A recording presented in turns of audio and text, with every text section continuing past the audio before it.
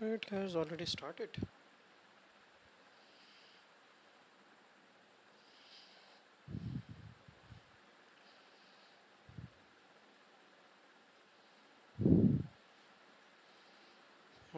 Let's check. Audio and video is fine. So we'll continue if everything is fine. Let's check. Audio and video is fine. So we'll continue if everything is fine.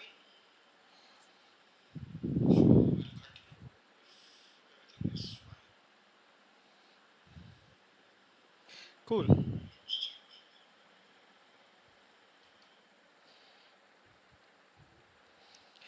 Okay ठीक है तो basically मैं आज से ये पढ़ना start करने वाला हूँ ये है हमारा Mahagita Ashtavakra Mahagita to be very precise तो यहाँ पे हम बोल सकते हैं कि ये ओशो जो अष्टवक्र गीता है ना उसको ओशो के डिस्कोर्सेज में कैसे डिफाइन किया गया या ओशो ने उसको कैसे डिफाइन किया है so that's what we are going to understand today, which is basically the discourses of Osho completely dependent on Ashtavakra Mahagita.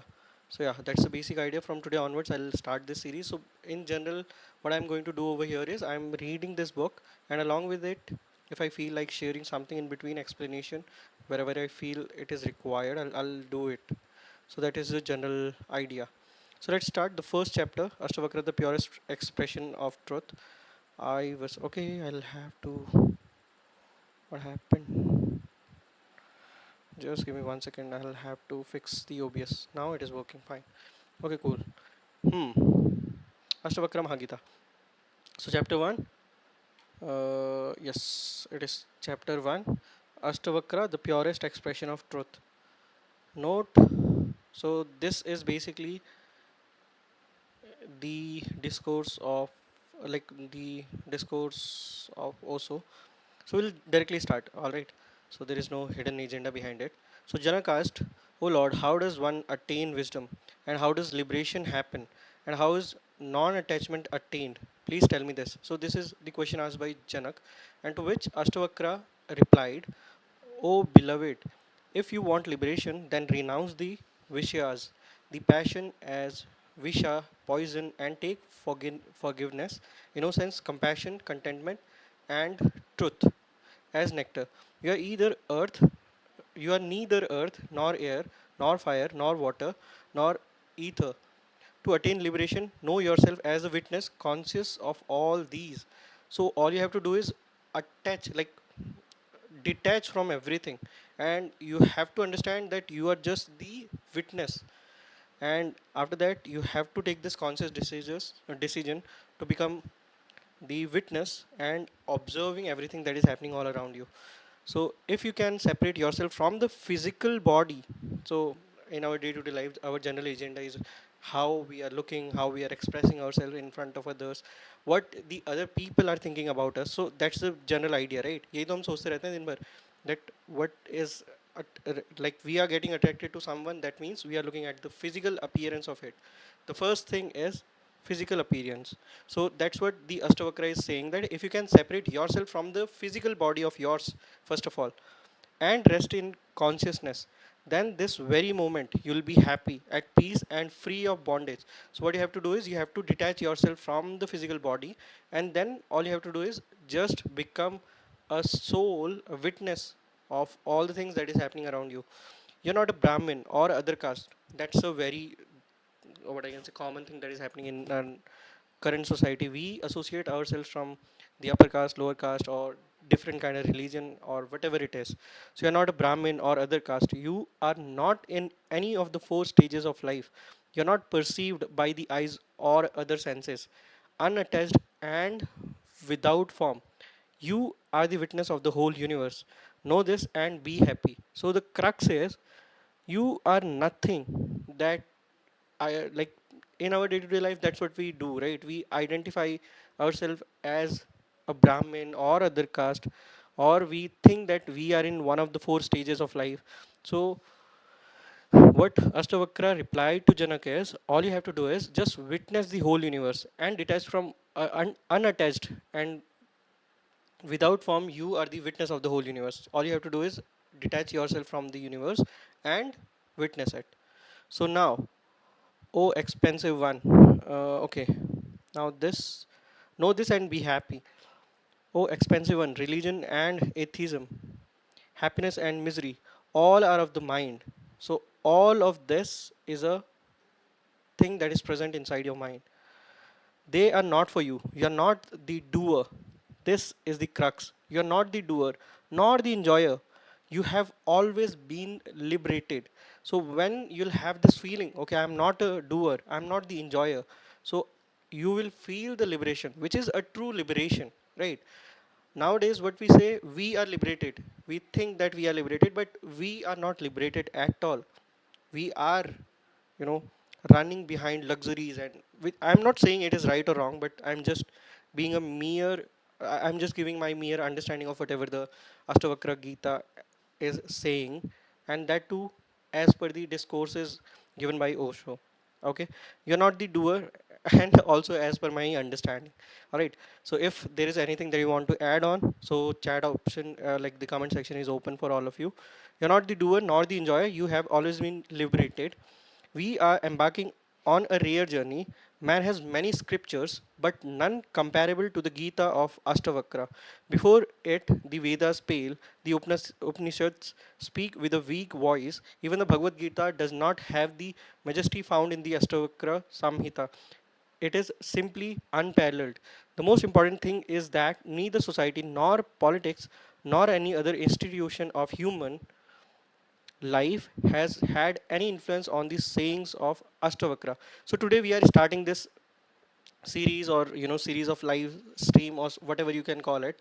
So in this series I'm going to read this book, which is the Ashtavakra Mahagita by Osho.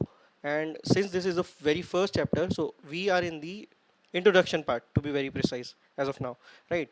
So that's what the general crux of Ashtavakra Mahagita that we are understanding.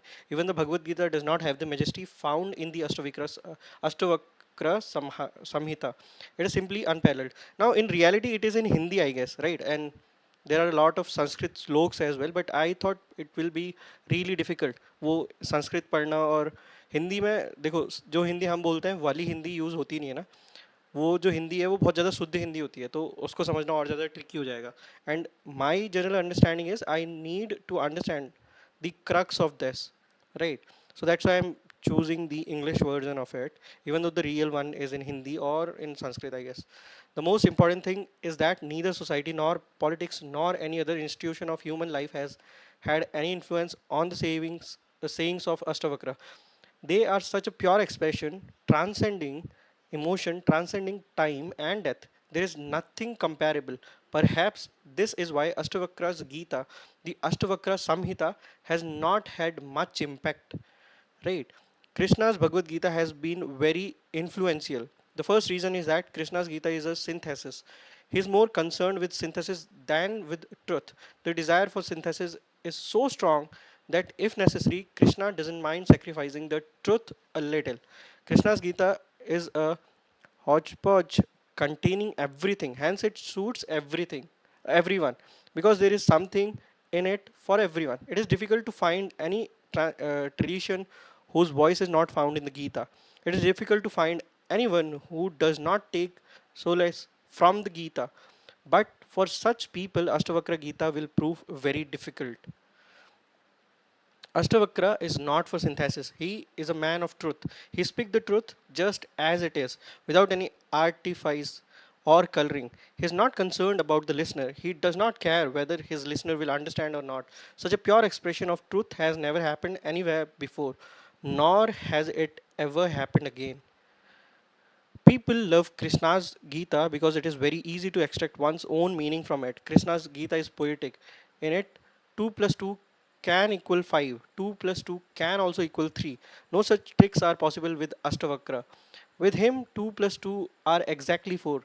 Ashtavakra's statements are statement of pure mathematics. There isn't the least possibility for poetic license here. He says things as they are, without any sort of compromise. Reading Krishna's Gita a devotee extracts something of which he can make a belief. Because Krishna spoke on bhakti, devotion, the karma yogi extracts his belief. Because Krishna has spoken on karma yoga, the yoga of action, the believer in knowledge finds what he wants. Because Krishna has spoken on knowledge as well. Somewhere Krishna calls bhakti the ultimate, somewhere else he calls knowledge the ultimate, again elsewhere he calls yoga the ultimate. Krishna's statements are very political. He was a politician, a perfect politician. Just to say he was a politician is not right. He was a shrewd politician, a real diplomat. In his statements, he considered and included many things. This is why the Gita suits everyone. Why there are thousands of commentaries on Gita. No one is concerned with Ashtavakra. Because to accept Ashtavakra, you are going to have to drop yourself unconditionally. You cannot bring yourself along. Only if you stay behind can you come near him. With Krishna, you can bring yourself along. With Krishna, there is no need to transform yourself. With Krishna, just uh, you can fit just as you are. Chapter 1. Okay, this is already chapter 1, right? Okay. Now these are the words of Osho. Okay, I'm just reading it out. I'm just trying to understand the perspective of Osho, and I'll take whatever I feel like taking from it. Right. Now, hence the founders of each tradition have written commentaries on Krishna's Gita. Sankara, Ramanujam, Nimbarak, Vallabha, everyone. Each has extracted his own meaning. Krishna has said things in such a way as to allow multiple meanings. Hence, I call this his Gita poetic. You can draw out any meaning you like from a poem. Krishna's statements are like clouds surrounding you in the rainy season. You see in them whatever you want.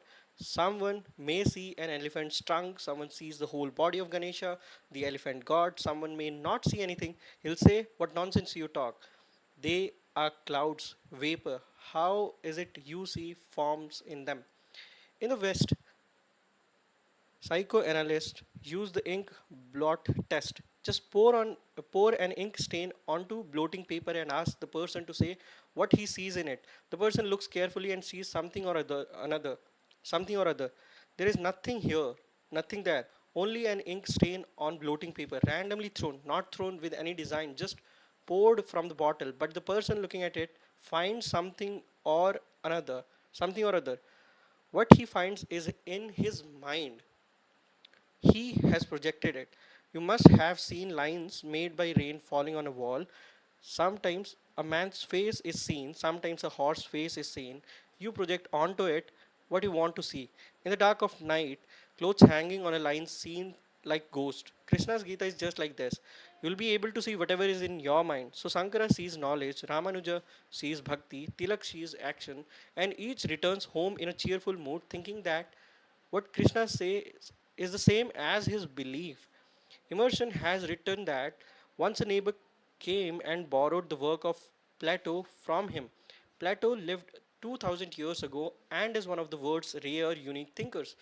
Weeks later, Emerson reminded him, "If you have read the books, please return them." When the neighbor returned them, Emerson asked, "How did you like them?" The man said, "This man Plato's thoughts are in complete agreement with mine. I felt many times, how has this man come to know my thoughts?" Plato lived 2000 years earlier, and this fellow suspects that Plato has stolen his thoughts. This kind of suspicion often arises with Krishna too. Centuries have passed, and commentaries on Krishna keep on coming. Each century finds its own meaning. Each person finds its own meaning. Krishna's Gita is like an ink blot. It is the statement of the perfect politician. You cannot extract any beliefs from Ashtavakra Gita. Only if you drop yourself as you move into it will Ashtavakra's Gita become clear to you. Ashtavakra's message is crystal clear. You won't be able to add even a small bit of your own interpretation to it. Hence, people have not written commentaries on Ashtavakra's Gita. There is no scope of writing a commentary. There is no way to distort or twist it. Your mind has no chance to add anything. Ashtavakra has given such an expression that no one has been able to add or take anything from it. Even though centuries have passed, it is not easy to give such a perfect expression. Such a skill with words is very difficult to come by. This is why I say we are starting off a rare journey. Politicians have no interest in Ashtavakra. Not Tilak, not Aurobindo, not Gandhi, not Vinoba. None of them has any interest because with Ashtavakra they cannot go on playing their own games. Tilak's interest was to inspire nationalism. He wanted the whole country to get involved in action. And Krishna's Gita was helpful. Krishna is ready to lend a shoulder to anyone. Whosoever steady wants to steady themselves on his shoulder and shoot their bullets, Krishna is ready. The shoulder is his. You can take the opportunity to hide behind it, and shooting from behind his shoulders make even bullets appear significant. Ashtavakra doesn't allow anyone to even rest their hands on his shoulder. So Gandhi is not interested, Tilak is not interested, Aurobindo, Vinoba has nothing to do with him because they cannot impose anything. There is no room for politics. Ashtavakra is not a political being. This is the first thing you need to keep in your mind such crystal clarity. An expression like an open sky with no cloud in sight, you cannot see any forms. Only when you drop all forms become disidentified with all forms and get connected with the formless. Will you be able to comprehend Ashtavakra? If you really want to understand Ashtavakra, you will have to descend into the depths of meditation. No commentary, no interpretation will be of any help. And for meditation, Ashtavakra does not ask us to sit down and chant Ram Ram. He says that anything you do will not be meditation. He says that anything you do will not be meditation. How can there be meditation when there is a doer?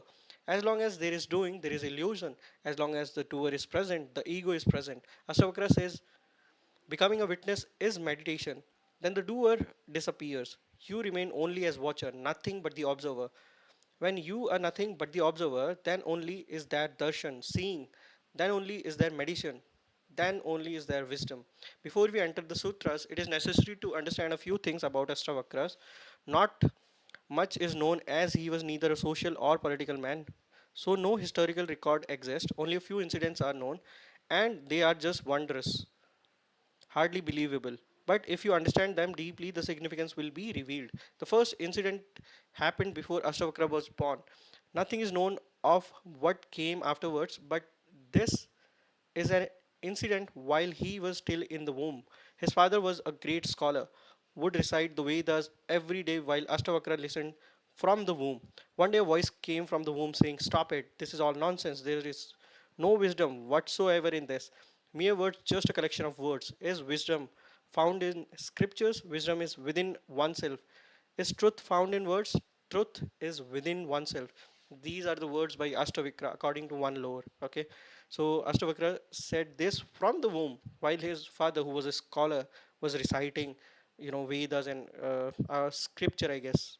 Yeah, Vedas. Hmm. So that's what he said. Naturally, his father was enraged. First of all, he was a father, and on top of that, a scholar. And this son, and his son, hidden in the womb, was saying such things, not even born yet. He exploded in anger, became engulfed in fire. The father's ego had been hit, and a scholar's ego. He was a great Pandit, a great debater, knowledgeable in scriptures. In anger, he uttered a curse. When born, the boy would be deformed. His limbs would be bent in 8 parts. Hence, his name Ashtavakra means one whose body has 8 bends. So, Ashtavakra means in his body there are deformities in 8 different parts, and because it happened because of his father's curse, apparently, according to some lore, right? So, Ashtavakra means one whose body has 8 bends. He was born crippled in 8 places, 8 freaking places, 8 places, hunchbacked like a camel. In a rage, his father deformed his son's body. In a rage, his father deformed his son's body. There are other stories like this. It is said that Buddha was born standing up. His mother was standing under a tree. She gave birth standing, and he was born standing up. This is about Buddha. He didn't fall to the ground but started walking. He took 7 paces, and on the eighth, he stopped and proclaimed the 4 noble truths that life is suffering. He took just 7 steps on earth and proclaimed that life is suffering. That is possible to be free from suffering, that there is a way to become free of suffering, that there is a state of free of suffering, the state of nirvana. About Lao Tzu, the story is that he was born old, that he was born 80 years old, that he remained in the womb 80 years. Since he had no desire to do anything, he had no desire to leave the womb. Since he had no wants, he didn't want to come into the world either. When he was born, he had white hair, an old man of 80 years. Zarathustra. Okay. Ja- Zarathustra. Okay, Zarathustra, if I'm pronouncing it correctly. Zarathustra's story is that he burst out laughing as soon as he was born. But Ashtavakra has defeated them all. These are all events after birth. Ashtavakra made in full statements before he was born. These stories are significant. These stories contain the essence, the essential treasure of the life of these masters. Buddha's stories contains the essence of what he taught his whole life. Buddha taught the eightfold path. So he took 7 steps and stopped on the eighth. There are 8 parts in all. The last step is that of right samadhi, and only in the state of samadhi is the whole truth of life known. So he proclaimed the four noble truths. Lao Tzu was born old. People live 80 years still they don't have the understanding Lao Tzu had at birth. Do you see people becoming intelligent just by being old? Getting old and becoming intelligent are not synonymous. This is very important. Generally we say no, people of more age are more intelligent, but it has nothing to do with one another, right? Getting old and becoming intelligent are not synonymous. At a ripe old age, even hair can ripen to pure white. Lao Tzu's story simply says that if there is urgency, intensity in one's life, then what might take 80 years can happen in one moment. If one's understanding is intense, it can happen in one moment, and without pure intelligence, it does not happen even in 80 years. Jaratsutra. Jarat. Okay. Jaratsutra laughed right at birth. Jaratsutra's religion is the only religion in the world that can be called a laughing religion, very earthy, a religion of the earth. That is why people of other religion don't see Parsis as being religious. They see them dancing, singing, happy. Jaratsutra's religion is a laughing religion, a life affirming religion, not life negative. There is no place of renunciation in it. Have you ever seen a Parsi sadhu stark naked, having renounced all, standing in the hot sun, sitting facing a fire like a Hindu sannyasin? No, the Parsi religion had no interest in torturing and causing trouble to the body. Jaratsutra's whole message is this: if you can realize goodness, godliness through laughing, then why realize it crying? When you can reach to the temple dancing, why unnecessarily sow thorns on your path? When you can go with flowers, then why follow ways of pain and misery? It is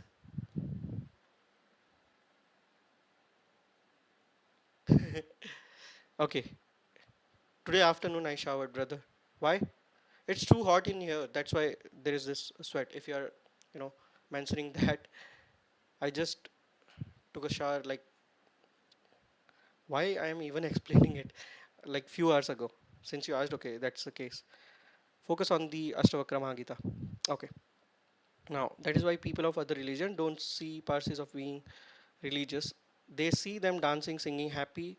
Zarasutra's religion is a laughing religion, a life affirming religion, not life negative. There is no place of renunciation in it. Have you ever seen a Parsi sadhu stark naked, having renounced all, standing in the hot sun, sitting facing a fire like a sadhu sannyasin?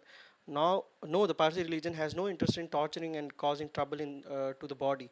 Zarasutra's whole message is this: if you can realize godliness through laughing, then why realize it crying? When you can reach to the temple dancing, why unnecessarily so throw thorns on your path?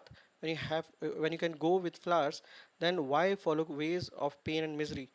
It is right, the legend is right, that at birth Jarasutras was laughing. Don't look for historical facts in these stories. It is not that they happened this way, but there is a very profound meaning in these stories. Now we are at the page 6 and we'll continue with page 7 from, I think, in next live stream. All right. So we'll continue that in the next live stream. For now, I'll have to call it these. Okay, I'll call it a day, I guess, for this particular live stream, especially. And yeah, so if you are new to the channel and you have interest in Osho, Ashtavakra Mahagita, so yeah, that is something that I'm going to cover in the upcoming live streams. So you can subscribe, you can drop a like, and it is up to your choice. Alright, have fun.